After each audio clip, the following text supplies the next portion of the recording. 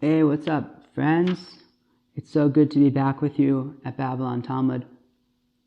And Babylon Talmud today, on another episode of the Traveling Babylon Talmud show.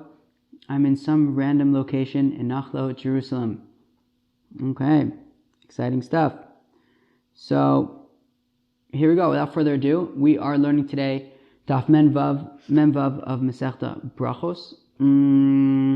What can I say about Daf Memvav? For the most part, it's like pretty smooth reading, which is cool. There's like a little bit of a rough patch there in the middle. Some interesting stuff about like the bracha that a guest makes for his host when he's leading the benching. Some other kind of interesting little nuggets. So I know you guys are all in suspense right now after that very gripping description. So I'll just get to it. Very, very top of the page of Memvav, where it says Rabbi Zera Chalash. So Rabbi Zera got sick. Olagab Rabbi Abo. So now Rabbi Abo went to visit Rabbi Zera. Kabil Ale, and then Rabbi Abo accepted upon himself the following Kabbalah. Imatpach Katina Charichsaki. So it's funny. Rabbi Zera apparently. So first of all, apparently he was a midget. And then, apparently, he would like test himself in fire or something. I think maybe to see like if the fires of hell would like have any effect on him or something like that. And I guess one time he got burnt. So they would call him Katina Charichsaki, which basically means, sounds funny to say, but like shorty burnt thighs. Like small dude with the thighs that got burnt. So shorty burnt thighs. So I guess that was a term of endearment, I guess. So Rabbi Abo says, okay, if shorty burnt thighs gets healed, so then avidna yom atav l'Rabbanan, I'll make a big suda, I'll make a big party for the rabbis. So adpach, and sure enough, shorty burnt thighs pulled through. Avad suda, avad suda l'chul Rabbanan. So Rabbi Abo made a suda for all of the rabbis. Kimata l'mishrei. So when it came time to make hamotzi on the bread, so Amrle l'Reb Zera. So Rabbi Abo said to Reb Zera, so why don't you honor us with making the bracha on the bread? So So Rabbi Zera said to Rabbi Abo, he says, look, I'm quite honored that you want me to make the hamotzi, but don't you hold of what Rabbi Yochanan said, that balabais botzeh, that the owner of the house makes the bracha on hamotzi? So Shardu, so Rabbi Abo said it was makabel from Rabbi Zera, and he said sure, and he made the hamotzi. Kimata levuche, when it came time to bench, so Rabbi Abo tried another time. Amle navrichlon mar. So he said to Rabbi Zera, no, so can you bench for us? Can you lead the zimun? Amle losav lamai lahadu Rav Huna demin Bavel. Oh, so Rabbi Zera said, don't you hold of that which Rav Huna from Bavel says? So now Rabbi Zera was born in Bavel, and then he emigrated to Eretz Yisrael, and he emigrated to Eretz Yisrael.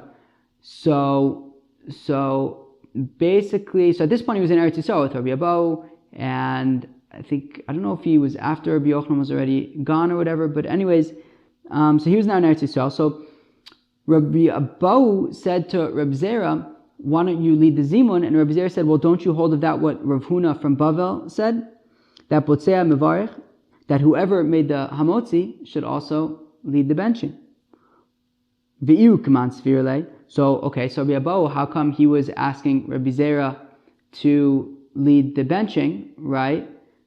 What was his, why did he ask Rabbi Zera? So Kiyad Amar Rabbi Yochanan Mishum Rabbi Shimon ben Yochai, because Rabbi Abo was assuming like what Rabbi Yochanan says in the name of Rabbi Shimon ben Yochai, which is, Balabayis botzeh v'oreach mevarech, that while the owner of the house makes the bracha on the bread, the guest leads the Birkat Hamazon. How come?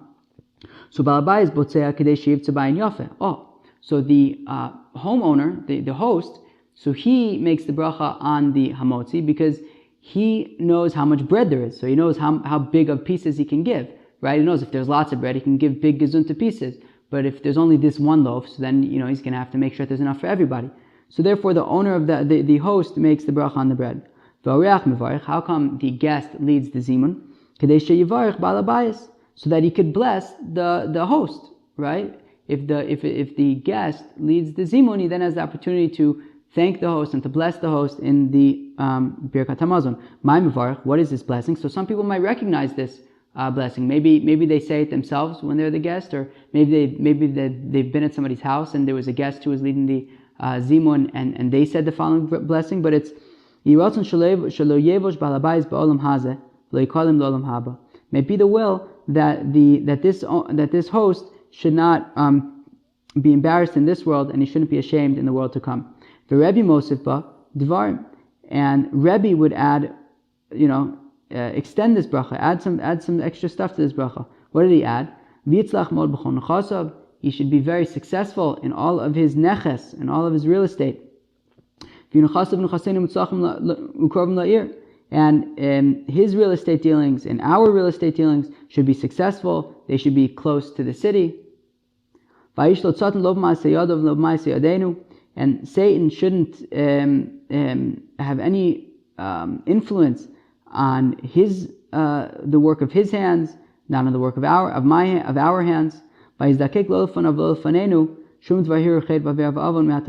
shouldn't be in front of him or in front of us any thoughts of sin or wrongdoing from now and forever. Cool. Okay? That's very sweet. Well, there you have it. That's where that blessing comes from. Okay, so this is where it gets slightly complex for a little bit, but it's not too bad, but just focus for a few minutes over here. So what is considered the Birkas Hazimun? And Rashi says, he defines Birkas Hazimun as, that which you would need 3 people in order to say that part, and that if you aren't 3 people, if you're less than 3 people, you wouldn't say it at all, okay?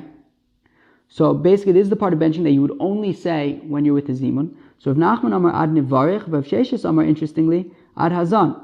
So if Nachman says the only part that, you need 3 people for is like this whole Rabosai Nevarich thing, right? Rabosai Nevarich, Yeshem Hashem V'ach Metavar Olam, etc., until Baruch Shachan Mishlav Tuvo Chayinu. So according to Rav Nachman, that is the Birkas Hazimun. But Rav Sheshes says, interestingly, that the bracha of Azanas Olam Kulo B'Tuvo until Baruch Atah Hashem Azanas HaKol, that is all part of Birkas Hazimun, right? So it's the whole Rabosai Nevarich thing until the end of the first bracha of benching. So according to him, just a regular person would not say the first bracha, what we consider to be the first bracha of benching. That's reserved for when you have a zimun, which is interesting. So Nema Kitanoi. So let's say that this machlokas between Rav Sheshes and Rav Nachman is like a machlokas Tanaim. Okay, what's the machlokas Tanaim? The Tani Chado, we have one brisa that says Birkas Hamazon Shnaim Ushlosha. So one brisa says that Birkas Hamazon consists of either 2 or 3 brachas. Okay, V'Tani Ida Shlosha V'Arba. And the other brisa says that Birkas Hamazon consists of, sometimes 3 and sometimes 4 brachas. So Savura D'Chule Alma Atova Meitiv Lav Doraisi. So let's say that, both of the Tanaim, right? Both the Tana of there was one Tana for the first brisa, another Tana for a different brisa. So let's assume that in both brisas, we're assuming that Hatov V'Ameitiv, the 4th bracha of benching, is Midur Abanan, and therefore we're not even considering it. Okay, fine. So my lav ba'akamifli, and this must be the difference between the first brisa and the second brisa. So the first brisa that said that benching is either 2 or 3 brachos must be assuming, like Rav Sheshes explained, which is that the Birkas Hazimun goes until the end of the first bracha, and therefore Shtaim or Shlosha means that if you are not with the Zimun, if you're just benching by yourself, it would be 2 brachas. It would be the bracha of Al Aretz V'Al Mazon and Bonei Yerushalayim. Of course, we're not considering Hatov V'Ameitiv because it's only Midrabanan. We're only talking about Doraisas over here. And when do you have 3 brachas? You have 3 brachas when you're with a Zimun, right? So you have the Birkas Hazimun, which is until the end of the first of Hazanas HaKol, and then Al Aretz V'Al Mazon and Bonei Yerushalayim. And the second brisa, which says that benching is either 3 or 4 brachas, would hold like the way that Rav Nachman explained, which is that Birkas Hazimun is only until Nivarech. So therefore, when you are with a Zimun, so you say the Birkas Hazimun plus the first 3 brachas of benching, right? Azan, Esakol, al haaretz ve'al hamazon, and Bonei Yerushalayim. Whereas when you are not with a zimun, so then it would only be Hazanas Hakol, al haaretz ve'al hamazon, and Uvnei Yerushalayim. So that's 3 and 4. So the Gemara says lo. Rav Nachman mitaretz l'taimei, Rav Sheshes mitaretz l'taimei. So the Gemara says no. Rav Nachman is going to argue that both brisas agree like what he says, that Birkas Hazimun is only, the Rabos and Avarech part. And Rav Sheshes is going to argue that both brisas agree with him, that Birkas Hazimun is until the end of Hazanas Hakol. Okay. Rav Nachman mitaretz l'taimei. So Rav Nachman is going to show how both brisas make sense according to him. Duchuli alma ad nivarich. Okay. That both brisas assume that Birkas Hazimun is only the Rabosai Nevarech part. Manda Amr Shalosh V'Arba Shapir. Okay, so of course, according to Manda Amr, it says 3 and 4 brachas. So it's like we explained, right? That when you're with a zimun, it's 4 brachas, right? It's Rabosai Nevarech plus the first 3 brachas of benching. And when there is no zimun, so then it's just 3 brachas, just the first 3 brachas of benching, minus, right? Because we don't include the Rabosai Nevarech part. Which is also interesting that, according to this, Rabosai Nevarech, that whole thing is actually considered a bracha, right? Right. We're saying 3 and 4, we want to explain that according to Rav Nachman, what are the 4 brachas? It's the Rabosai Nevarech part plus the first 3 brachas of benching. So now we, of course, had that machlokas between Rav and Rabbi Yochanan about what defines a bracha. Rav said that you need to have Hashem's name. Rabbi Yochanan said that you have to have not just Hashem, but you also have to have Elokeinu Melech HaOlam. But they would both agree that if it doesn't have God's name or Melech, that it wouldn't be a bracha. And yet we're saying that Rabosai Nevarech counts as a bracha, even if there's no zimun, right? Even if there's no minyan, right? Because if there's a minyan, then you say Elokeinu Nevarech Elokeinu Shachan B'Shelo. But even if there's no minyan, you would be saying Nevarech, and we're assuming that it's a bracha, which is interesting. Okay. But in any event, so how does Rav Nachman, if you're Rav Nachman, how are you ever going to have a situation where there's going to be 2 brachas in benching? Even if you're not with a zimun, so then there's 3 brachas in benching, right? When are you ever going to have 2 brachas? So here, if you remember from Tezayin Amud Aleph, we're talking about the workers, right? The Amar Mar that we said, Poseach be'azan v'kol bonei Yerushalayim b'berkas ha'aretz. That the workers who are working, we said that they basically say the first bracha of benching, and then the next 2 brachas, they merge into 1 bracha, and they don't say Hatov v'Ametiv at all, okay?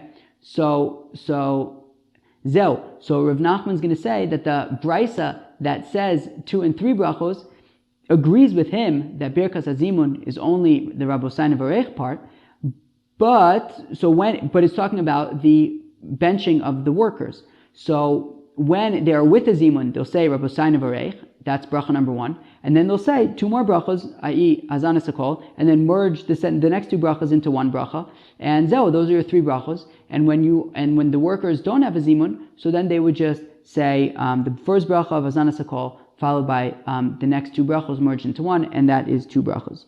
Very good, very very good. Rav Sheshes mitaretz l'taimei, and Rav Sheshes now explains according to his reasoning. So now Arazan, so everyone agrees, Rav Sheshes is going to argue that everyone agrees, of course, both brises agree, that Birkas Hazimun is until the end of Hazan, until the end of the first bracha. Okay, so Manda Amar Shnayim V'Shalosh Shapir. Okay, so if you say 2 and 3 brachas, it's perfect, right? With no zimun, it's 2 brachas, right? It's Al Haaretz Ve'al Hamazon and Uvnei Yerushalayim. And when there is a zimun, it's 3 brachas, right? It's the Birkas Hazimun, which ends at Hazanas Hakol, and then plus Birkas Al Haaretz Ve'al Hamazon and Uvnei Yerushalayim.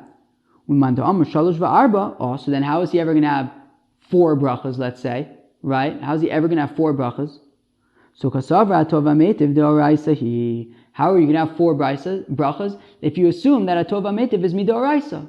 So if you assume that atov ametiv is midoraisa, well then when you have a zimun, so you have 4 brachas because you have the Birkas Hazimun, which goes all the way until Hazanas Hakol. Then you have Al Haaretz Ve'al Hamazon, you have Uvnei Yerushalayim, and you have Atov V'Ametiv. And when you don't have a zimun, so then you only have Al Haaretz Ve'al Hamazon, Uvnei Yerushalayim, and Atov V'Ametiv, and there's your 3 and your 4. All right, everyone got that, right? If you didn't, just rewind. Okay. Now, Amar Rav Yosef, Teda Atov V'Ametiv Lav D'Oraisa. Now, Rav Yosef says, even though, Rav Sheshes has had this fancy thing to say that there was like this brisa that said that atov v'ametiv maybe is d'oraisa. Rav Yosef says that no, there's no way that atov v'ametiv is midoraisa. How come? Because workers don't say it. If it was midoraisa, you'd have to say it. Even according to even when we say that workers say a benching consisting of two brachas, it's because they merge two brachas into one, right? But they completely ignore hatov v'ametiv. So clearly, it's only midrabanan. If it was midoraisa, then we wouldn't just be able to ignore it. Amar of Yitzchak bar Shmuel bar Marta mishmei derav. So Rav Yitzchak bar Shmuel bar Marta says the name of Rav Teda that hatov v'ametiv lav d'oraisa. This is how he learns out that hatov v'ametiv is not midoraisa. Sheposeach ba bebaruch vein chosim ba bebaruch. Because it starts with baruch and yet it doesn't end with baruch. Okay, so in order to understand this, we have to talk for a second about something called bracha smucha lachaverta, a bracha that is juxtaposed to its friend. So that is going to be something like benching, for example, right? So benching starts with Baruch Atah Hashem Elokeinu melech haolam hazon olam kulo b'tuvo, and then it ends with Baruch Atah Hashem hazon hakol. Okay, great. So that's a very normal first bracha. But then if we look at the next bracha, it just starts with no delecha. It doesn't start with Baruch Atah Hashem Elokeinu melech haolam no delecha. It just says no delecha, and then it ends with Baruch Atah Hashem al aretz v'al hamazon. And the bracha after that also just starts Rachim na Hashem Elokeinu Yisrael melech, and then ends with Baruch Atah Hashem bonei barach Yerushalayim amen. Right? If we take a look at Berachos Kriyas Shema, for example, we start with Baruch Atah Hashem Elokeinu melech haolam yotzer orvei choshech oseh shalom v'yisakol in the morning, right? And then we say Baruch Atah Hashem yotzer ma'ores, and then the next bracha is just Ava Rabba, right, or Ava Solam. It doesn't start with a Baruch because it's what's called a bracha smucha lechaverta, a bracha that's connected to its friend, right? And even Pesukei D'Zimra is the same way, right? Meaning you have Baruch Shamar, which then says Baruch Atah Hashem Elokeinu melech haolam hakel av rachman u'mul b'famo, etc. Baruch Atah Hashem melech mula bat tishbachos, and then it concludes with Yishtabach, which ends with Baruch Hashem ki l'baruch chei olamim, but it doesn't start with it doesn't start with a Baruch Atah Hashem. The only Baruch is at the end of Yishtabach. So these are all what's called a bracha smucha lechaverta. So in benching we have a bracha smucha lechaverta. We have, the first bracha starts with Baruch and ends with Baruch. The next bracha doesn't start with Baruch, it just ends with Baruch Atah Hashem al aretz v'al hamazon. Then it goes into the next bracha, which doesn't start with the bracha, it just ends with Baruch Atah Hashem bonei Yerushalayim. But then the bracha number 4, it starts with Baruch Atah Hashem Elokeinu melech haolam, which means that if it was a bracha smucha lechaverta, it wouldn't be starting with Baruch Atah Hashem Elokeinu melech haolam. It would just go right into the context and end with the bracha, as was the case with al aretz v'al hamazon and Uvnei Yerushalayim. So therefore, the fact that we start with Baruch Atah Hashem Elokeinu melech haolam, it means that it's different than the previous brachas. It's not connected to the previous 3 brachas, which were all encapsulated in one large bracha smucha lechaverta situation, kind of like a chain. But this broke the chain. So therefore, it must be that it is midrabanan, right? So that is what Rav Yitzchak bar Shmuel bar Marta in the name of Rav is saying. So let's read that again. So 4 lines from the bottom of Mem Vav Mud Aleph. Teda da atov v'ametiv lav d'oraisa. You should know that atov v'ametiv is not midoraisa. Rather, it's midrabanan, and it's different from the other 3 brachas. Sheposeach ba bebaruch ve'en chosim ba bebaruch, because it starts with Baruch rather than ending in Baruch. Kedetanya, as we learn in a brayso, called Berachos kulan poseach be'en bebaruch v'choseim be'en bebaruch. Every single bracha starts with Baruch and ends with Baruch. Just like benching starts with Baruch Atah Hashem Elokeinu melech haolam hazon olam kulo b'tuvo and ends with Baruch Atah Hashem hazon hakol. So every single bracha is like that. You might be thinking, what about Baruch Atah Hashem Elokeinu melech haolam asher gedushat mitzvos v'tzvon on netilas yadayim? That's just one bracha. So chutz miberachas haperos, so except for brachas on fruits, right? Baruch Atah Hashem Elokeinu melech haolam boi p'ra'etz. That's just one bracha, right? It's not Baruch Atah Hashem Elokeinu melech haolam, boi p'ra'etz, Baruch Atah Hashem boi p'ra'etz, right? It's just one bracha. Uberachas ha-mitzvos, also the brachas that we make on mitzvahs. Uvracha smucha lechaverta. And as we just explained, this bracha smucha lechaverta, right? A bracha that's juxtaposed to its friend, it doesn't start with Baruch and end with Baruch, it just ends with Baruch. But it starts with just going right into the content. Uvracha achrona sheb'kriyas Shema. And the last bracha of Kriyas Shema. So Rashi points out that the last bracha of Kriyas Shema isn't just considered a regular bracha shmu, meaning whereas, let's say, Avas Olam, which is right after Yotzer Ma'oros, is bracha smucha lechaverta, nonetheless, V'yatziv, because there's a hefsek of Shema in the middle, you might think that it's not really a classic bracha smucha lechaverta, which goes immediately into the next bracha because you have Kriyas Shema in the middle. So this brisa is pointing out that the last one in Kriyas Shema is also not a normal bracha because it just starts with v'yatziv, it doesn't start with a baruch. So of the examples that are not regular brachas, there are those that start with a bracha but don't end with a bracha, such as Baruch Atah Hashem Elokeinu melech haolam bo p'eitz, started with a bracha but there was no concluding bracha. And then there are those things like bracha smucha l'chaverta, which you end it with a bracha, but at the beginning you just go straight in to the content of the bracha. Now, v'hatov v'ametiv poseach b'baruch v'en chosim b'baruch. So the fact that hatov v'ametiv starts with baruch, right, and doesn't end with baruch, means that it clearly isn't a bracha smucha l'chaverta like the previous brachas of benching. Because if it was, it would have just gone straight into the content of the bracha and then ended with the bracha. But it started with the bracha, so it's clearly separate. Michlal the bracha b'fnei atzma hi, which then of course includes, implies that it is its own bracha. Fine. Amar Rav Nachman bar Yitzchak, sagt Rav Nachman bar Yitzchak, Teda datov v'metiv la'avdo raisa shari okun oso b'veisa avel.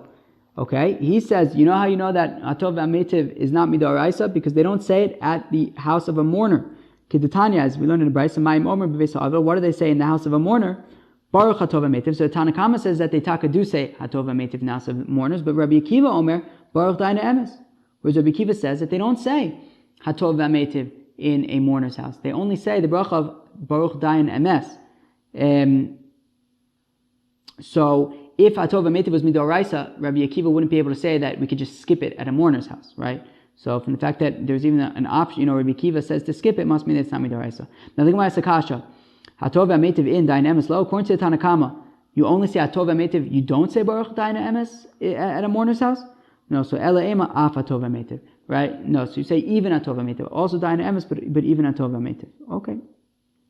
I think that we're going to learn in the last parak of brachos that, nowadays on the good things we say hatov v'ametiv, and on the bad things we say dain emes, but in the future everything's going to be hatov v'ametiv. I think so. And if not, I said it now. And if it doesn't say it anywhere, I made it up.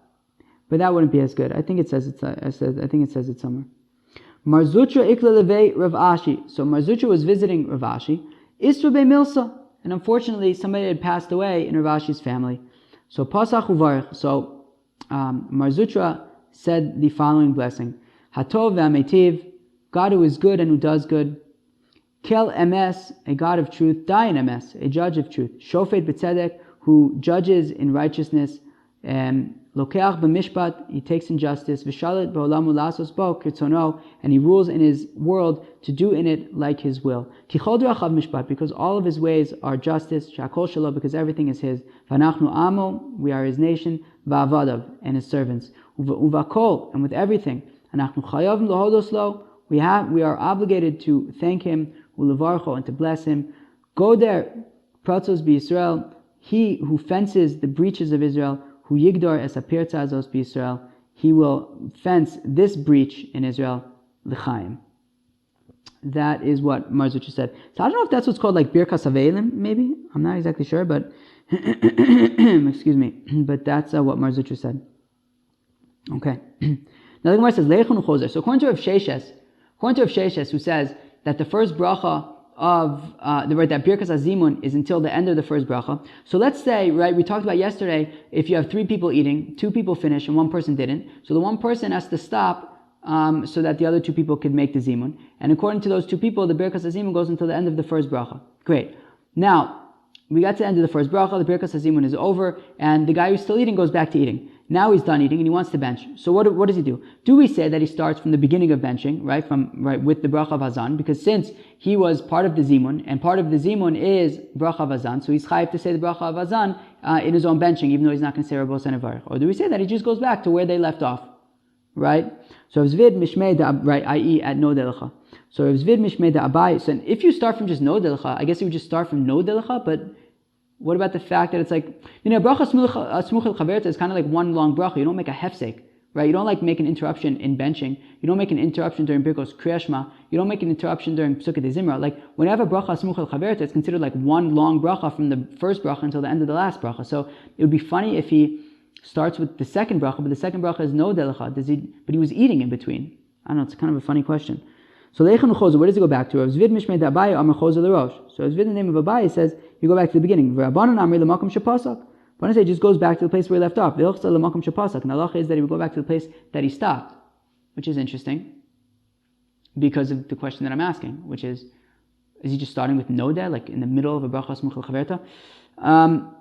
Okay, in any event, we don't seem to do this though. We don't seem to do this. We seem, we seem to always just start from the beginning of benching. Okay. So Reish Gelusa said to Rav Sheshes. So I looked on Wikipedia a little bit today about what this Reish Gelusa business is.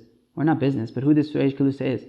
So apparently in the Babylonian Jewish communities, they would have like sort of a leader of the community. And that leader was like, he would have all sorts of, I don't know, he was just like the leader. I don't know, the face of the community. I guess if there was a political face that needed to be interacting with the government, so he was that go-to person. He was the point person. He was also in charge of like distributing funds and making sure that there was funds allocated to the yeshivas, and he would run the community. He was like I don't know what the equivalent of it would be these days, but I don't know what would the equivalent of it be these days.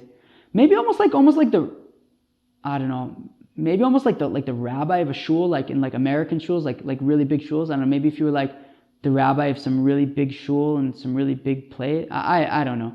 Yeah, probably much more than that.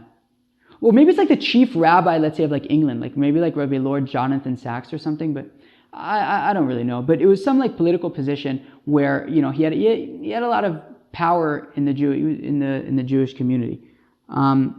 So anyways, so Amrle Reish Gelusa to Rav Sheshes. So this Reish Gelusa, right? So the Reish Gelusa were also, I guess, involved with the yeshivas and rabbis and everything in the community.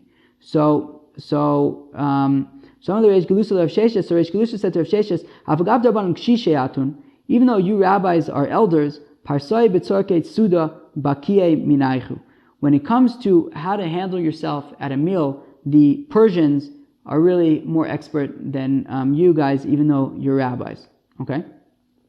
So when they have two mitos, because remember, they used to lean when they ate, right? They would have some kind of a couch, they would lean on the couch on their left side, and they would have a table brought up to them, and it seems pretty cool, but that's how they would eat. So if you were two people, so if you're one person, you would just kind of lean on the couch, but if you're two people, so so when there were two beds, i.e. two people, Gadol Mesa Brosh, okay, so first the greater of the two would kind of get down on it, would get his bed, and he would start leaning, they would get him his table, would start eating, whatever it might be. V'sheni lo l'mayla imenu. And the second person, he would be his, if you can almost imagine it like as an L shape, so you would have the first person would be lying on his couch, and then if you imagine an L, so the second branch of the L would be right, and he's leaning on his left side. So by his head, there would be another mattress at a 90-degree angle, and then that person would be leaning on his left side. Okay, so you have the greater of the two lies down on the thing first, and then above him, i.e. by his head, is the second bed, 90-degree angle, and on that bed the second guy would go, and that's considered above, by his head. Okay, fine. And just think about it. So then basically the feet of the second in command person, of the less important person, are basically by the head of the first guy, right? Because they're both leaning on their sides. So if you just imagine them both leaning on their sides in this L thing with the other branch kind of the L by the head of the greater person, so then basically the second person's feet are going to be by his head. And then the second person is by his head. So then when there are three people, Gadol Mesav B'Emtza, so then the greatest of them is in the middle couch. So then you have the second person still, in the same place, above his head. And the third person would be below, basically by the feet of the greater person. Okay, and like that, you would have almost like a chet, right? So you'd have him in the middle, then you have the two legs, the greater of, basically the number two person would be by the head of the greater person, and then the number three person would be by the by the feet of the greater person. All right. I'll make some diagrams. I'm going to make some diagrams. I'm going to put it in the WhatsApp group. Okay. I'm going to make some diagrams, put them in the WhatsApp group, stick figures. Going to be really fun. You guys are going to like it or not. Amrle, v'chibai ishta'uye ba'adei, matritz tarutze v'yasiv u'mishtai ba'adei. So if Shesha says, but wait a second. If you basically have the the greater guy lying there, okay, on his couch, and then you have the second guy, right? So let's just say there's two of them, and he's by his head, which means that basically it's not going to be comfortable for the greater of them to talk. He's not to talk to the second guy because he's not really going to be able to see the second guy's head. Meaning, if you would have like the second guy by the feet of the greater guy, and he was like leaning like that, so basically the head of the second guy would be like by the feet of the first guy. So then at least the first guy would be able to see the second guy because he'd be able to look down and see the second guy and talk to him. But since the second guy is like, the second guy's feet are by the head of the greater guy, he doesn't really have a good view. He's gonna have to like look up almost to see like the second guy, and it's gonna be uncomfortable really to talk to him. He's gonna have to sit up in order to talk to him. Okay, so that's like weird. Rav Shesha says. So Amalei Shani Parsai Demachve Le B'Machog. So the Reish Galusa said no, it's actually Lamaisa not a problem because Persians are experts at sign language. So therefore, they don't actually have to talk to each other and see each other. They just like do signs. So they can like, I guess, extend their hands and do funny little signs, and that's how they would communicate. So now when it comes time to wash, they can have bent. Well, I don't know if they were necessarily washing and saying amotzi, but like I guess there was nonetheless washing before they would eat. So where do they start? So amalei min agadol.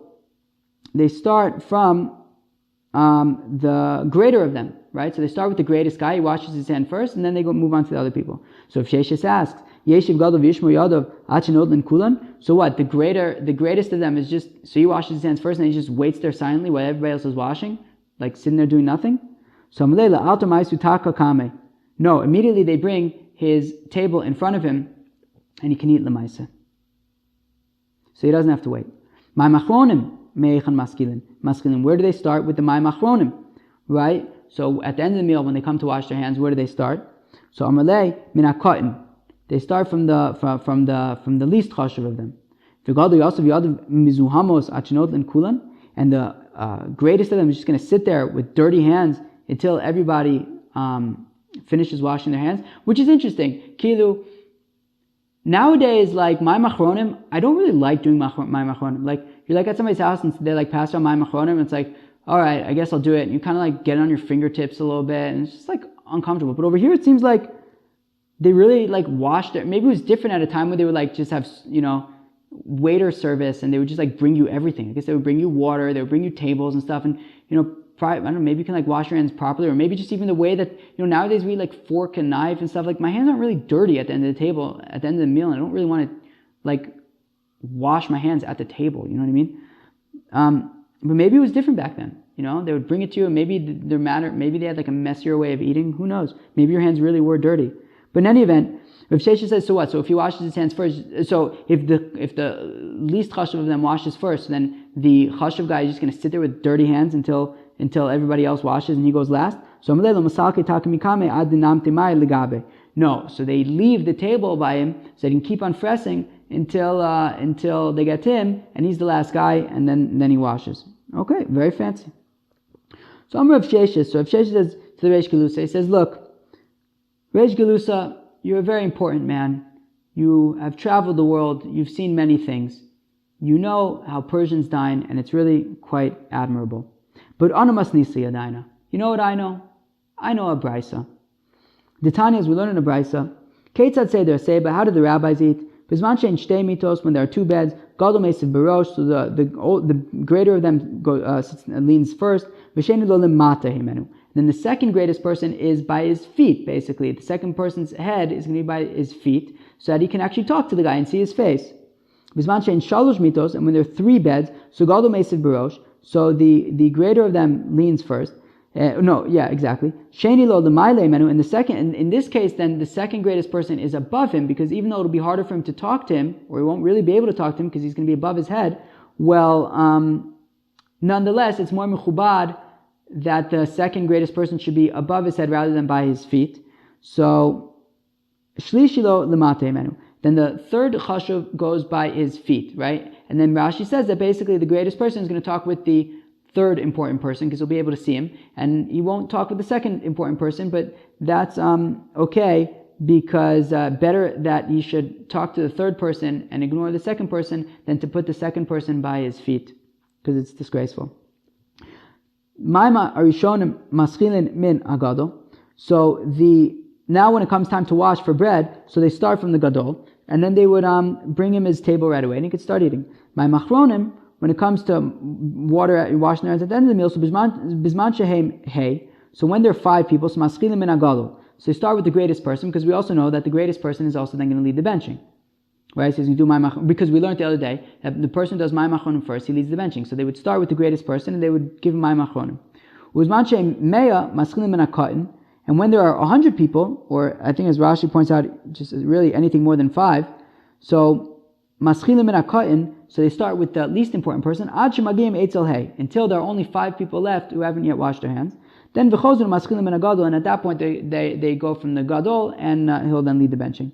Ulumakom shemayim achronim chosin l'sham bracha chozeres, and where the mayim achronim then goes back to, right? If there were 100 people, so then they start from the least chashuv person, they work their way up, and then once they get to the final 5, then they go to the greatest person. So whoever at that point they go back to, he's going to lead the benching. If the greatest person decides that he wants somebody else to lead the benching, so he'll let that person, do mayim achronim, be the 5th to last to do mayim achronim kilu. But wherever they go back to, whoever's the 5th to last to bench, he's going to do mayim achronim, he's going to lead the benching.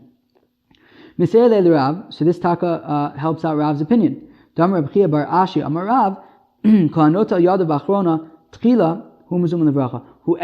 is the first of the last 5 people to wash my machronim, he's going to lead the benching. Okay, now this story hopefully will sound familiar to everybody because it came up a few days ago. Rav Rabbi Chia, Abu Yasser b'Sudas Sakami the Rebbe. Rav and Rabbi Chia were at a meal with Rebbe. Amalei Rebbe the Rav, Kuma Sheyadach. Rebbe said to Rav, "Nu, get up and go wash your hands." Chazei the Kamarases. Rabbi Chia saw that his nephew Rav was getting all nervous, right? Because maybe Rebbe saw that his hands were dirty, or he was taking too long to eat, and he was trying to give him a hint, like stop eating. Amalei Bar Pachti, Ayin Berachos Mizona, Ka'amalach. So Rabbi Chia said that you're being foolish. Rebbe was really just telling you to do Berachos my machronim because he was honoring with you with leading the benching. All right, shkayach everybody. Let's hold it over here. That was Daf Mem Vav, Masechta Berachos, and I hope you all enjoyed and have a good one and peace.